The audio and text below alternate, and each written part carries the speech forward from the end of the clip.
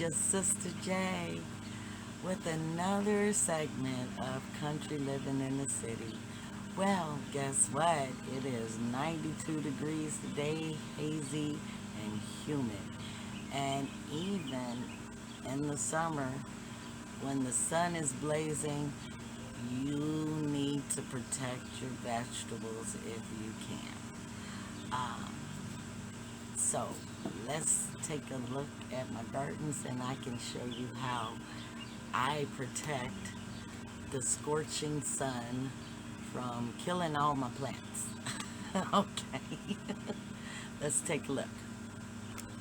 As you see, these are my tomato plants. They're trucking along.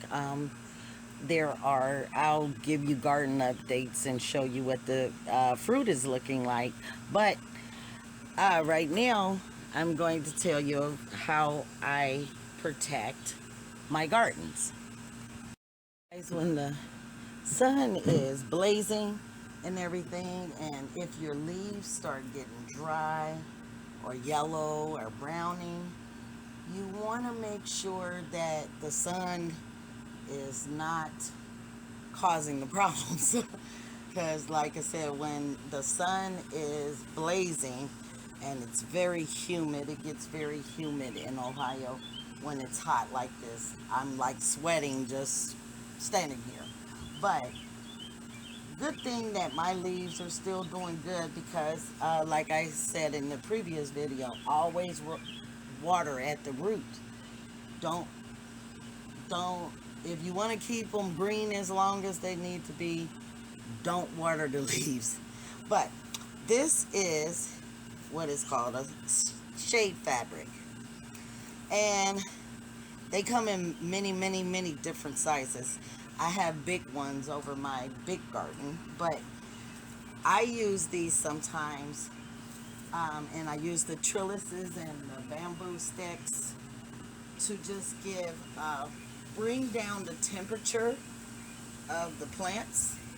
Well, I'm just draping them. Usually I have hooks and stuff where I hang them, but it cools down the area that the plant is in.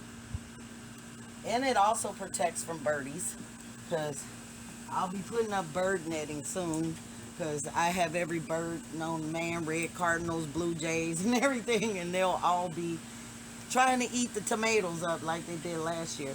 But of course, this I have a longer piece that goes all the way around. But I shade sometimes just to bring down the temperature. Hopefully, keeping it from scorching the plants and everything. And I still allow the bees to get through so they can do their pollinating. But I do this when I think my plants may be affected really badly by the sun, because this spot gets sun all day until the sun actually sets.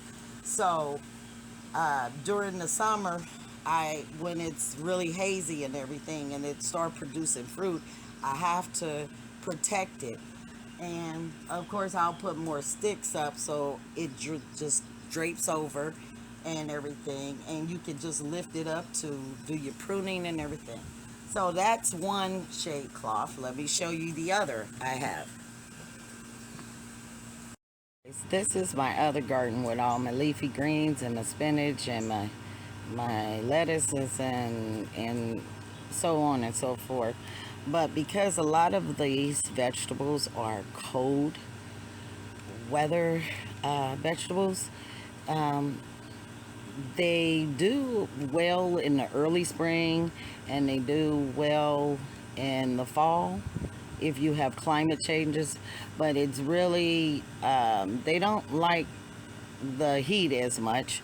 So to cool the temperature, as you see, I have this big shade fabric, and I got it over my fencing and everything, and I protect it. And rainwater does get through; it permeates through so it does allow. Actually, it allows an even spread of rain on your vegetables and everything. But that's how I keep my greens going, because I have to shade them, because when it gets too scorching hot, they start to die out on you. And this is just a way to keep um, your gardens going as long as possible. But that is all I have for you guys today. Guys, I had to get back in my chair because I'm sweating again from all the heat and haze today. But I wanted to show you something, guys. My percolator came.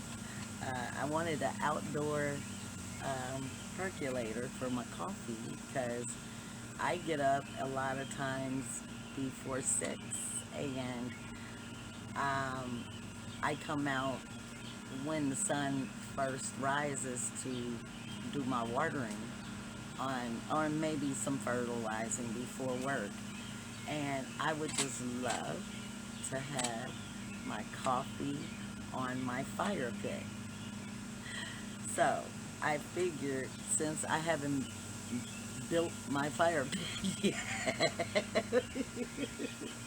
I figured I'll buy what I wanted to put on the fire pit to give me the motivation to actually build fire pit. But that is my next project. For you guys, I may do that on camera. You guys will just love to see me fiddle faddle with that. But I'm not a carpenter, but I like to live by the spirit of my husband, and I think I can build. I guess half the battle is thinking you can do it. But that is a motivational tip. If you want to try something new, the only thing you can do is try it. But I can't wait to have some fresh coffee and pour it in my cup, and get to look at my gardens as I take a fresh cup of Java in. But okay, guys, that's all I have for you today. Take care of yourself and each other, eating foods from the Most High. Until next time, shalom.